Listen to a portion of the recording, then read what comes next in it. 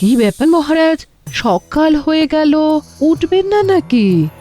আহ, আরে বাবা, আমি তো উঠতেই পারছি না। কোমরে অসহ্য ব্যথা। কোমরে ব্যথা? বুঝেছি। এই ব্যথার কি কারণ? বারবার আপনাকে মানা করেছিলাম ঘন্টু ঘোড়াকে নিয়ে বেরোবার দরকার নেই। তাছাড়া আর উপায় বাকি ছিল রানী। সোনামণি ঘোড়ার তো ওই অবস্থা। এখন ভাবছি যে কি করে কাজটা সম্পন্ন হবে। আমার তো এই হাল, ব্যথায় উঠতেই পারছি না পালঙ্ক থেকে।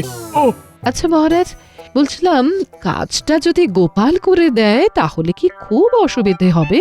না না, গোপালকে সব বুঝিয়ে শুনিয়ে দিলে সে অনায়াসেই করে ফেলতে পারবে। কিন্তু ব্যাপারটা হলো ঘন্টুর যা অবস্থা, মানে জেনে বুঝে তার সাথে গোপালকে পাঠাই কি করে বলো তো? না না না না, এখন অত কিছু ভাববেন না মহারাজ। আগে ওই দিকের কাজটা সম্পন্ন করাটা ভীষণই দরকার। আপনি গোপালকে আগে পাঠানোর ব্যবস্থা তো করুন, তারপর যা হয় দেখা যাবে।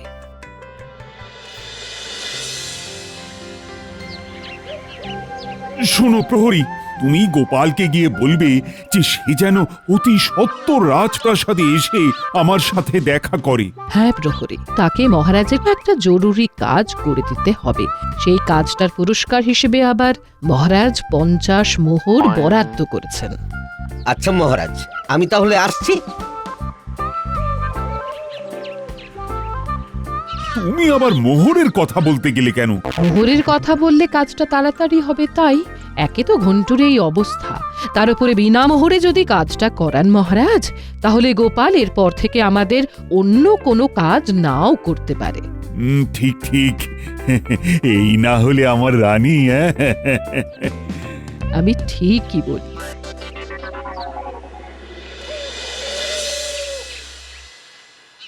গিন্নি, বাজারটা করে আসি। হ্যাঁ হ্যাঁ হ্যাঁ, খুব সাবধানে যাবে, বেশি বাজার করার দরকার নেই, কেমন?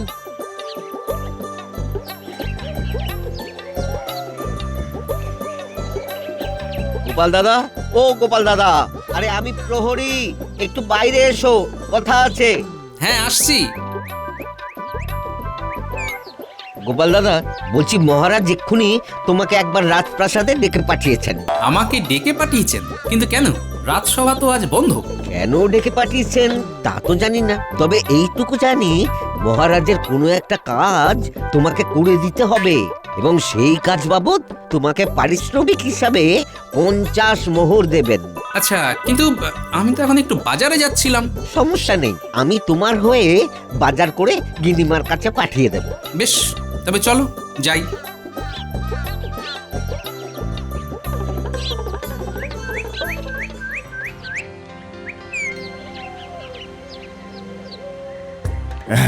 তাহলে বুঝলে তো গোপাল, কাজটা কিভাবে কি করতে হবে? হ্যাঁ মহারাজ, এই তো এইখান থেকে আপনার প্রিয় ও অতি দ্রুত বেগে ধাবমানকারী ঘোড়া ঘন্টুর পিঠে চড়ে গোটা একদিনের সফর করে ধ্রুপদী নগরীতে পৌঁছিয়ে আপনি যে নির্দিষ্ট কাজটা দিয়েছেন সেটা সম্পন্ন করে আবার ঘন্টুর পিঠে চেপে এই কৃষ্ণনগরে ফিরে আপনাকে খবরটা দেওয়া যে মহারাজ, আপনার কাজ ঠিকঠাক ভাবে সম্পন্ন হয়েছে। গোপাল, তুমি বলেই এমন ব্যথার মধ্যেও আমাকে ঠিক হাসিয়ে ছাড়লি। ঠিক আছে মহারাজ, আজ তাহলে আসি। কাল সকাল হতে না হতেই ঘন্টুকে নিয়ে রওনা দেব। বেশ বেশ বেশ, তবে তাই হোক। কমল কুমারকে বলে দেব তোমার যা যা প্রয়োজন কাল সকালে এসে সব ওর থেকে নিয়ে নিও, কেমন? আগে হ্যাঁ মহারাজ।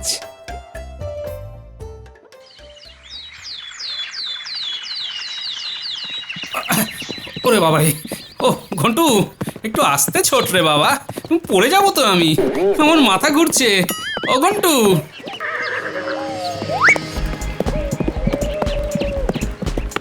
কি ও মশাই, নেমে পড়ুন নেমে পড়ুন, পড়ে যাবেন তো ও মশাই। পড়ে গেলাম। ও মশাই, ঘোড়াটাকে যে করে হোক ধরে দিন, থামান, ওকে থামান। নিজে বাঁচবে কিনা ঠিক নেই, আবার ঘোড়ার চিন্তা। এই হারু, চল চল চল চল চল, ঘোড়াটাকে ধরতে হবে, চল তো দেখি। বুড়ো মানুষ বলছে যখন, চল চল।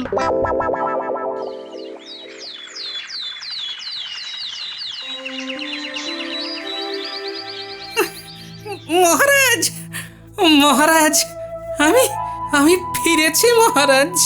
এ বাবা, এ কি গোপাল, পথের মধ্যে কি কেউ তোমাকে মেরেছে নাকি যে এই রকম অবস্থা হয়েছে? নাকি পড়ে গেছো? আমি পড়ে গেছি মহারাজ। ঘন্টু যে এমন অনিয়ন্ত্রিত ঘোড়া সেটা তো জানতাম না। তার দৌড়ানোর গতি তো কালবৈশাখী ঝড়ের থেকে অনেক দ্রুত মহারাজ। ইস, আমার খুব খারাপ লাগছে গোপাল। আমি বুঝতে পারিনি ঘন্টু এমন করবে। তাও যে তুমি আমাদের কাজটা উদ্ধার করে দিয়েছো, এর জন্যে তোমার কাছে কৃতজ্ঞ গোপাল।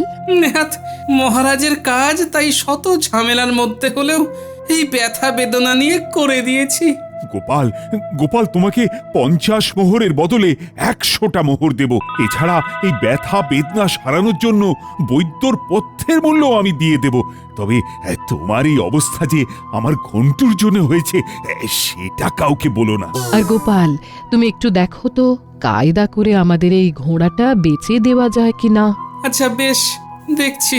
আমি তাহলে একবার বৈদ্যর বাড়ি হয়েই ফিরি। ওদিকে বিজ্ঞানী সভাকবির সাথেও একটু দরকার আছে, ওদের সাথেও বরং দেখা করেই যাই।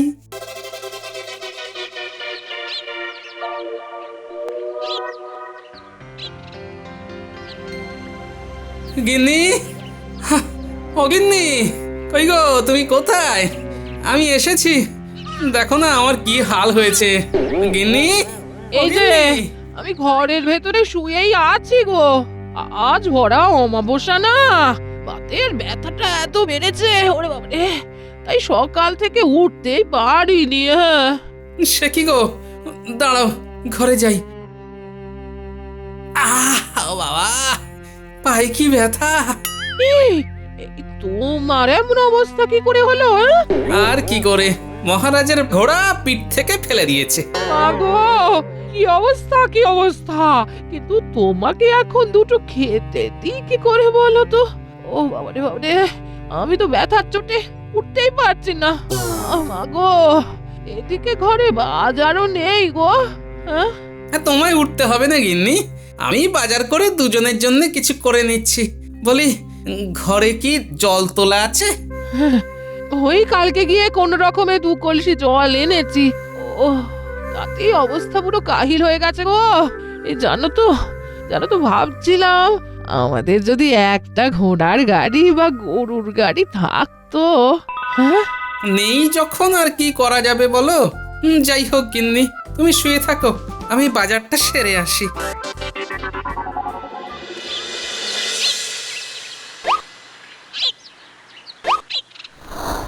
বাপরে, পায়ে কি ব্যথা! গিন্নি ঠিকই বলে দেখছি, সত্যি একটা গরুর গাড়ি বা ঘোড়ার গাড়ি থাকলে খুব ভালো হতো।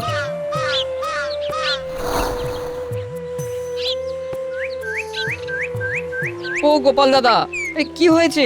পড়ে গেছো নাকি? আর বলো না পুটির বাবা, কাজে বেরিয়েছিলাম, ফেরার পথে মাথা ঘুরে পড়ে গেছি। তা তুমি বলদ নিয়ে কোথায় যাচ্ছ হে? গোপাল দাদা, বলদটাকে নিয়ে বেচতে যাচ্ছি গো। ও আচ্ছা, তো পুটির বাবা বলছি কি, এই বলদ তুমি ক মোহরে বেচবে শুনি? কেন গোপাল দাদা, তুমি কি নেবে? তাহলে বলো, আমি কিছু কম করে তোমার কাছে বেচে দেবো। ভাবছি নিয়েই নেব, বুঝলে, বয়সও তো হচ্ছে। যদি একখানা গরুর গাড়ি থাকে তাহলে এদিক ওদিক যেতে আসতে মাল বহন করার ক্ষেত্রে অনেক সুবিধে হবে। একদম ঠিক। তাহলে গোপাল দাদা, তুমি বরং 30 মোহরে বলদটা কিনে নাও, এর থেকে আর কমিও না। বাজারে গেলে 45 মোহর হাঁকতাম। শোনো, আমার কাছে এখন ওই 25 মোহর আছে, হ্যাঁ, সেটাই দিচ্ছি। তারপরে আবার কদিন বাদে বাকি 5 মোহর নিও। বেশ, তবে তাই হোক। গোপাল দাদা, তোমার বাজার করতে এসে আনাজপাতির সাথে বলদ কেনাও হয়ে গেল। বৌঠান খুব খুশি হবে। যা বলেছো। এখন তাহলে আসি ভাই, ছাউনিওয়ালার কাছে গিয়ে ছাউনিটা বানাতে দিয়ে দিই।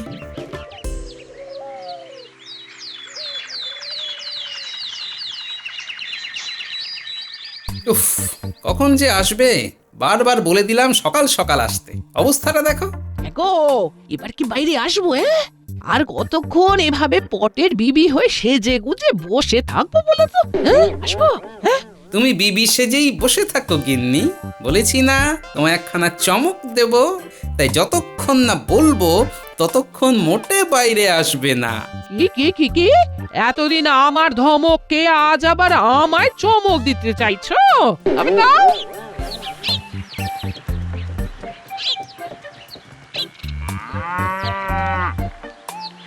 গোপাল দাদা, আমি কমল, আপনার জন্য। থামো থামো, বুঝেছি, আমি আসছি। কি যে করছে কিছুই বুঝতে পারছি না। গিন্নি, ও গিন্নি, একটিবার বাইরে এসো।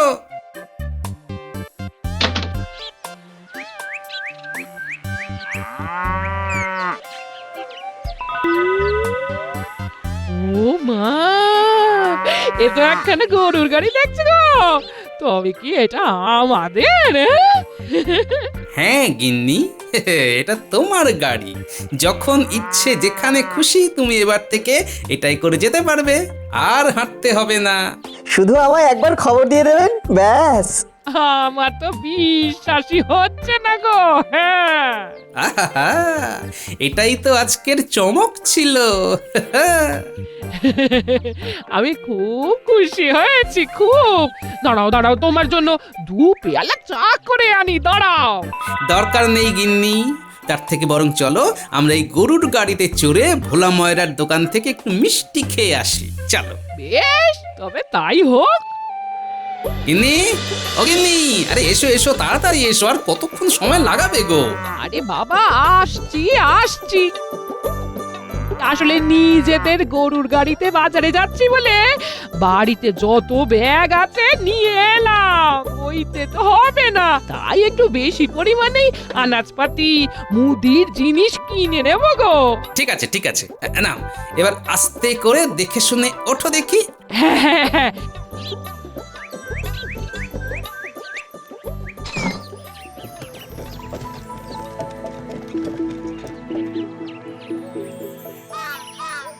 সবাই সরো, সবাই সরো, সবাই সরো, ঠেলায় মাল যাচ্ছে, সবাই সরো।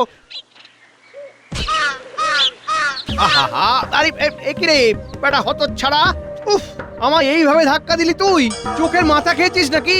ওই দূর থেকে সবাইকে বলছি ঠেলায় মাল আসছে, ঠেলায় মাল আসছে, পথটা ছেড়ে দাঁড়াতে বলছি। আপনি যদি আমার কথাটা কানে শুনেও না সরে দাঁড়ান, তাতে আমি কি করব বলুন দেখি? কি রাজ্যের মন্ত্রীর মুখে মুখে আবার কথা বলছিস? শুনুন, অন্যায় কিছু বলিনি, এবারে যা করবেন করুন। তাই তো মাল নিয়ে তাড়াহুড়ো করে কোথায় যাচ্ছিস বাবা? গোপাল দাদার গরুর গাড়িতে মাল তুলতে যাচ্ছি। ওই যে বাজারের পেছন দিকে গাড়ি থামিয়ে গিন্নিমা আর উনি অপেক্ষা করছেন। কি গোপাল গরুর গাড়ি কিনেছে নাকি? আবার সেই গাড়ি করে বউ নিয়ে বাজার করতেও এসেছে, তাও আবার অল্প বাজার না, 1 ঠেলা বাজার, বোঝো ঠেলা।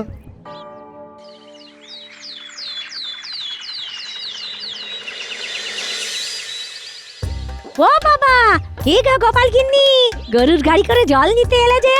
কাল কথা বলছিল তুমি নাকি গরুর গাড়ি করে আজকাল বাজারও যাচ্ছ। নিজেদের গরুর গাড়ি নাকি? কবে কিনলে গো? হ্যাঁ গো, উনি কিনেছেন এই তো 4-5 দিন হলো। আমাকে যাতে বেশি হাঁটতে না হয়, তারপর যাতে জল ভর্তি কলসি বইতে না হয়, সেই জন্যই উনি কিনেছে তো গরুর গাড়ি, তার আবার কত রকম সকম। ও মা, মন্ত্রীর বউ ওস করে উঠছো কেন? আমি কি তোমায় কিছু বলেছি? আমার স্বামী আমার কথা ভেবে যে গাড়ি কিনে দেবেন সেইটাই তো আমি ফলাও করে বলবো। তার জন্য তোমার এত রাগের কি আছে? সামান্য ভারীর বউয়ের মুখে এত কথা। হিংসা করো না মন্ত্রীর বউ, তুমি লেগে থাকো, তোমারও হবে। যাই এবার জল ভরি গে।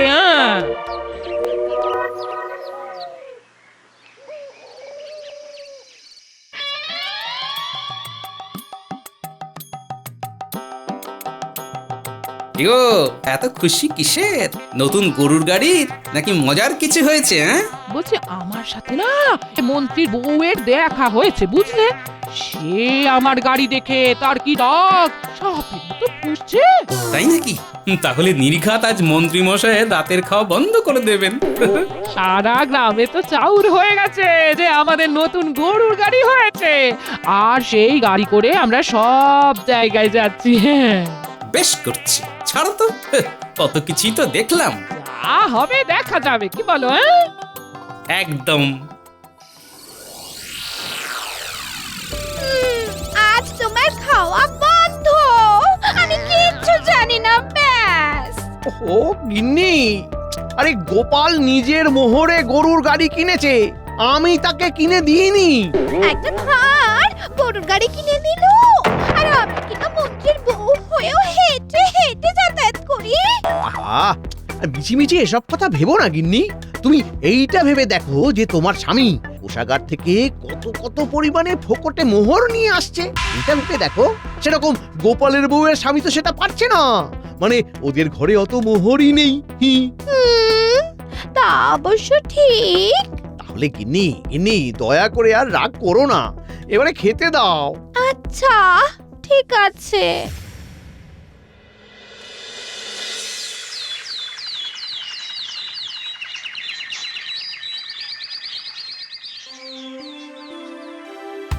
গোপাল, তুমি নিজে কি সুন্দর একখানা গরুর গাড়ি কিনে নিলে, এদিকে আমার ঘোড়াটার কিছু তো ব্যবস্থা করলে না।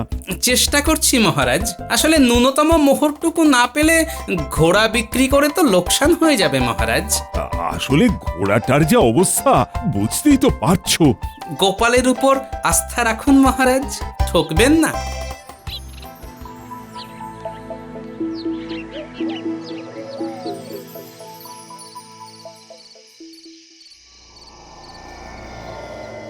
আমি কিচ্ছু জানি না, কিচ্ছু না, অনেক সহ্য করেছি, এবার আমার ঘোড়ার গাড়ি চাই চাই চাই। গিন্নি, আহা, তাহলে আজ খেতে দেবে না নাকি শুতে দেবে না? বাড়িতেই থাকতে দেব না, থাকতেই দেব না। এই সেরেছে। আচ্ছা আচ্ছা আচ্ছা, বুঝেছি বুঝেছি বুঝেছি। তুমি আমায় হ্যাঁ 2 দিন দাও, হ্যাঁ 2 দিন।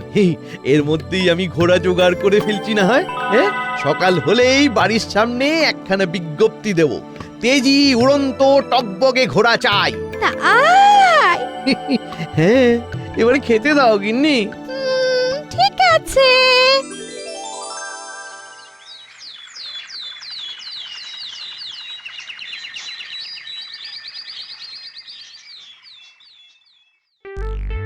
ইস, অনেকটা দেরি হয়ে গেল, রাত সবাই যেতে হবে। গিন্নিটা যে কখন আসবে। এই তো আমি এসে গেছি, আর তার সাথে একটা জম্পেশ খবরও এনেছি। হ্যাঁ, কি খবর? মন্ত্রীর বাড়ির সামনে একটা বিজ্ঞপ্তি দিয়েছে গো, সেখানে লেখা আছে তেজি উড়ন্ত টকবকে ঘোড়া চাই। বাবা, সোনায় সোহাগা তো। আজই তাহলে মহারাজের ঘোড়াটা মন্ত্রীর কাছে বিক্রি করে দিতে বলবো। তাহলে ঘোড়াটা মন্ত্রীকে দিয়ে দেবো বলছো? আমি তো আপনাকে তাই পরামর্শ দেব, কারণ এমন সুবর্ণ সুযোগ আর পাবেন না মহারাজ। বেশ, মন্ত্রীকে ডেকে আজই শুভ কাজটা করে ফেলি তাহলে।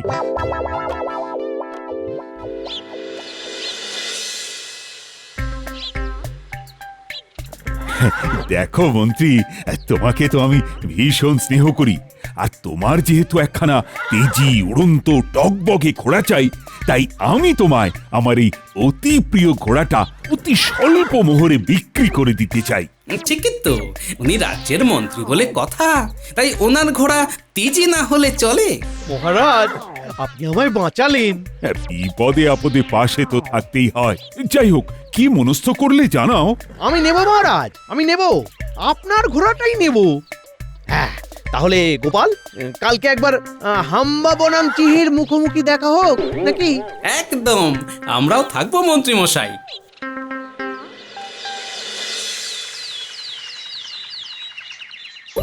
তা আপনি কি শুধু ঘোড়া নিয়েই আমাদের পাশে পাশে গিয়ে ঘোড়ার তেজটা দেখাবেন নাকি?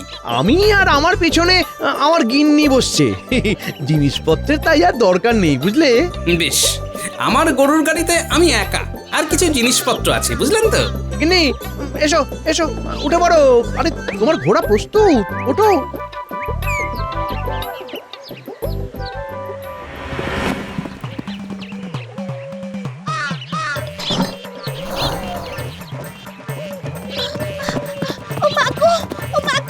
বুঝতেই পারছি না, উড়ছি তো, উড়ছি। উড়ন্ত তাই। ও মা গো,